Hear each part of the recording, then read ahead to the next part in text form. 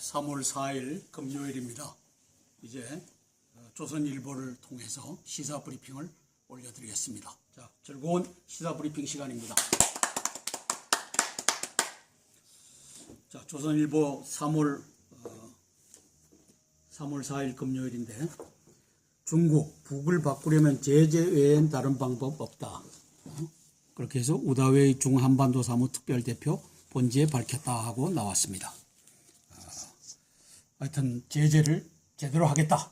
이게 이제 중국의 자세인데, 이게 우리 언론도 계속 한 달, 두 달, 1년 모니터를 하면서 계속 이 압박을 할 수 있어야 되는데, 이게 한 일주일, 2주일 가다 보면 또 저걸 놓치니까 또 뒷구멍으로 또 이렇게 해주고 하는 그 역사가 재현돼서 4차 핵실험까지 한 거 아닙니까?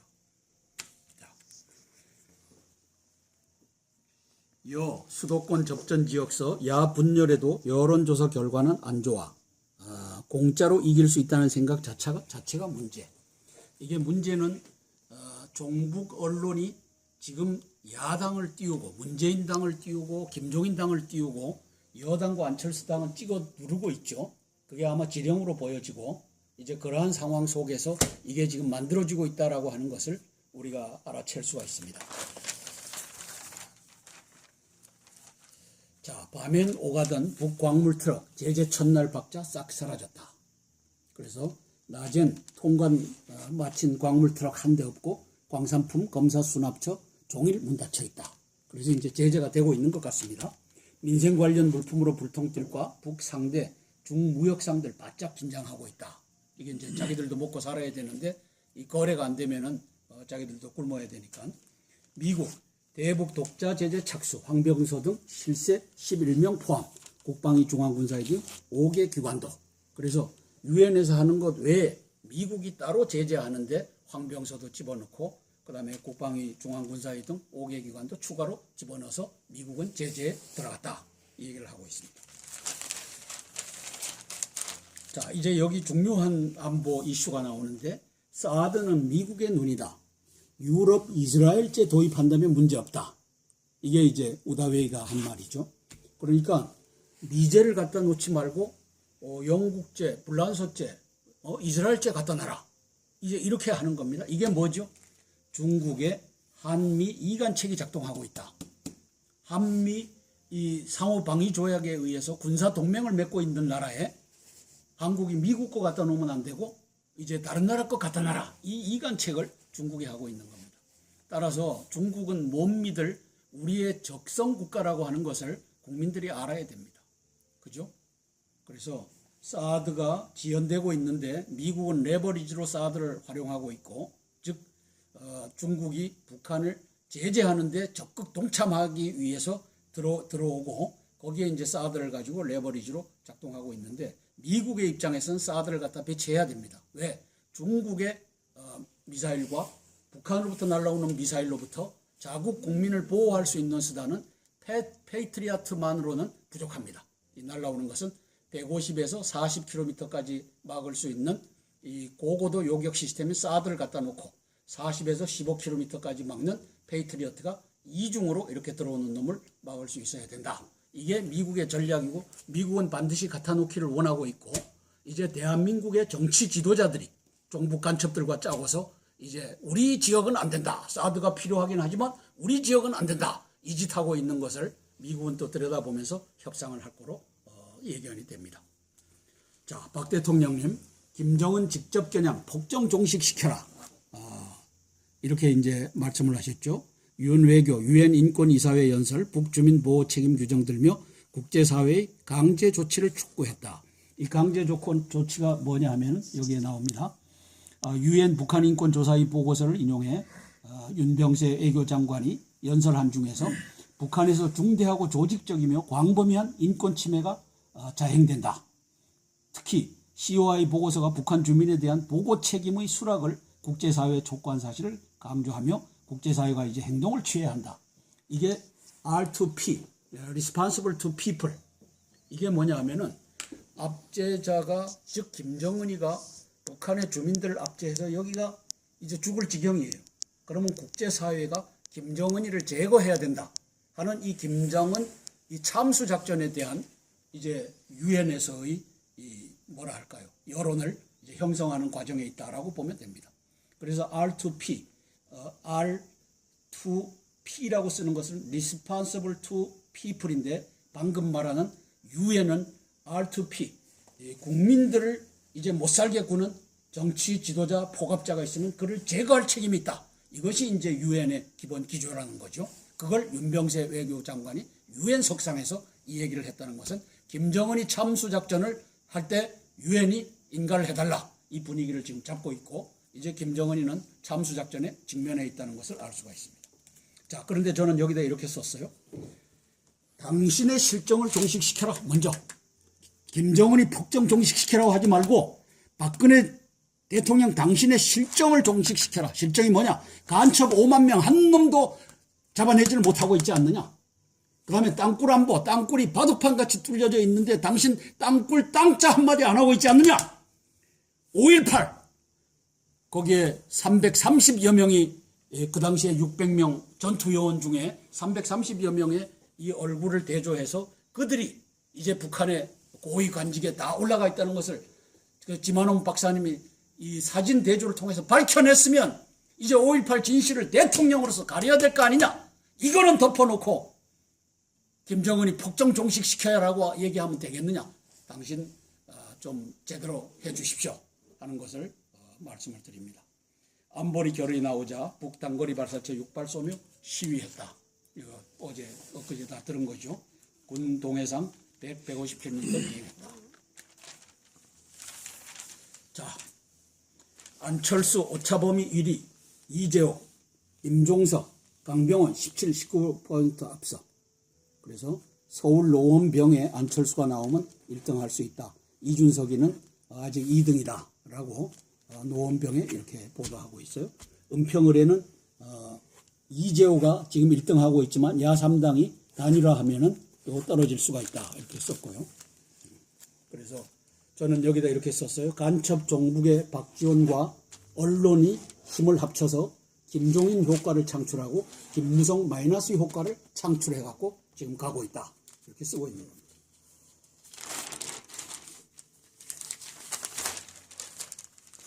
자, 더민주 다야에도 수도권 선전, 국민의당 지지율 하락. 국민의당이 지금 수도권에서는 한 단위 이하로 떨어졌죠. 그래서 이제 정두원 띄우기를 이 조선일보가 하고 있는데 저는 정두원 씨를 종북 간첩의 세력이라고 이제 여당 속에 들어온 종북 간첩의 세력이라고 수차례 말씀을 드린 바가 있습니다. 그래서 여당은 정두원 띄우기를 하고 있고 김무성이는 정두원이 살생부에 들어가 있더라라고 해갖고 이제 둘이서 또 이 여당을 흔들었죠. 그래서 김종인의 선전은 문재인 간첩당 구하기에 김종인이가 선전하고 있다. 썼습니다. 심상정 37.2%로 또 심상정이도 띄우는 역할을 지금 하고 있죠. 쌈딱 주류도 잠재운 김종인 메시의 비밀. 김종인이가 이제 뜨고 있어요. 김종인이가 뜨니까 누가 뜨죠? 문재인이가 뜨고 있어요. 대통령 후보로서. 필리버스터 끝내라. 응원도 말라. 이렇게 이제 지침을 내렸고 이 양반이 오래 봐온 환자 수술하듯 거침없이 하고 있다. 야주류 죽 써서 개 줬다 비판. 그런데 이것이 지금 언론과 김종인이와 문재인이가 짜고서 치는 고돌이라고 저는 여겨집니다. 왜냐하면 그 결론은 55명의 더민주 이전에 그 당 이름이 뭐였죠? 안철수하고 헤어지기 전에 그 세력의 55명의 간첩이 이제 불어나느냐 줄어드느냐 이걸 반 이하로 다 공천 안 주고 떨어뜨린다면은 김종인이는 국가를 위해서 훌륭한 일을 했고 야주류가 저는 그래서 여기다가 언론의 김종인당 띄우기, 김무성당 깎아내리기가 주요하고 있다. 그리고 그 일환으로 이런 것들이 지금 다 편집되고 가고 있다. 그래서 김종인은 띄우고 김무성 깔아앉히고 박근혜 깔아앉히고 문재인이 띄우고 있다. 왜? 박지원이와 짜고서. 박지원이가 언론을 다 컨트롤하고 있으니까.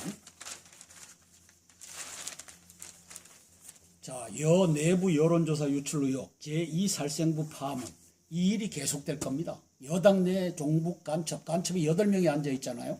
의원 중에 8명이. 그러므로 수십 명의 간첩들과 종북들이 이제 이 여당 국회의원들 또 보좌관들 비서들 이런 걸 짜고서 이걸 이제 흔들기를 하는데 여론조사가 유출됐죠. 여의도연 자료로 추정되는 문건, SNS 통해 정치권 안팎 유포, 이한구 공천관리위와는 관계없다. 김무성 어떻게 이런 게 도냐 경로. 그래서 이 여당을 끄집어내리는 세력들, 4만 3천 명의 간첩 세력들, 이것들이 지금 짜고서 여당 흔들기를 하고 있다라고 하는 것을 알 수가 있습니다. 드디어 올게 오고 있다. 야권 연대 땐 수도권 필패. 새누리 수도권 의원들 긴장. 야통합 결집력 19대보다 막강하다. 180석 애초부터 턱도 없는 얘기. 이 180석을 얘기한 자가 김무성입니다. 그죠? 김무성인데. 그리고 그 자가 한 것이 전략 공천 없다. 이게 말이죠. 전략 공천 안 하는 국회의원 이거 만들어 놓으니까 싱겁기가 짝이 없잖아. 김종인은 전략 공천 해갖고 어디에 누구 투입한다 하고 나오고. 그래서 이 선전전에서 김종인한테 김무성이가 필패를 하고 지금 가고 있는 겁니다. 거기에 이 양반 성함이 뭐죠? 이한구 씨? 이한구 씨는 전략 공천으로 갈 수밖에 없지 않느냐 하고 이름을 아주 얄궂게 지어갖고 전략 공천을 하고 있잖아요. 왜? 김무성이하고 또 싸움하기 싫으니까. 그래서 김무성이의 전략 공천 없다라고 하는 것은 이 선거전에 있어서 필패의 전략이다. 저는 이렇게 보는 겁니다. 여기에 그렇게 썼죠. 전략 공천 없다. 필패의 전략. 김무성이가 왜 이러한 필패의 전략을 내세웠을까? 이게 아주 퀘스천입니다. 김무성이가 왜 2014년 8월 22일 날 저 석촌동 지하 땅굴 속에 국회의원들 데리고 가서 사진을 찍어야 됐느냐. 아주 이 퀘스천입니다. 그래서 저는 김무성이는 이 종북 간첩단에 의해서 그 스케줄에 의해서 움직이는 자다. 이렇게 보는 겁니다.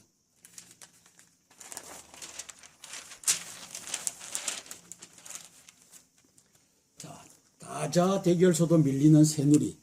자업자득이다. 김무성의 필패 전략. 전략 공천 없다. 인재 영입 없다. 전략 공천 없다는 인재 영입 없다라고 하는 거와 일맥상통해갖고 김종인에게 필패하고 있는 이 전략을 누가 만들었느냐? 김무성이라는 자가 만들었다.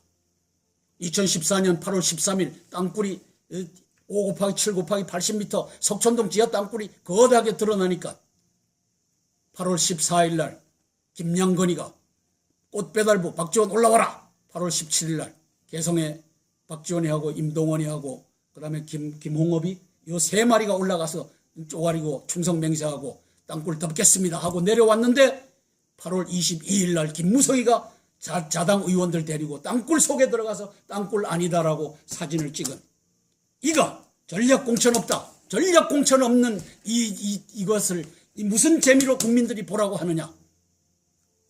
그래서 다자 대결에서도 밀리는 새누리 자업자득이다. 김무성이가 전략 공천을 없애서 만든 자업자득이다.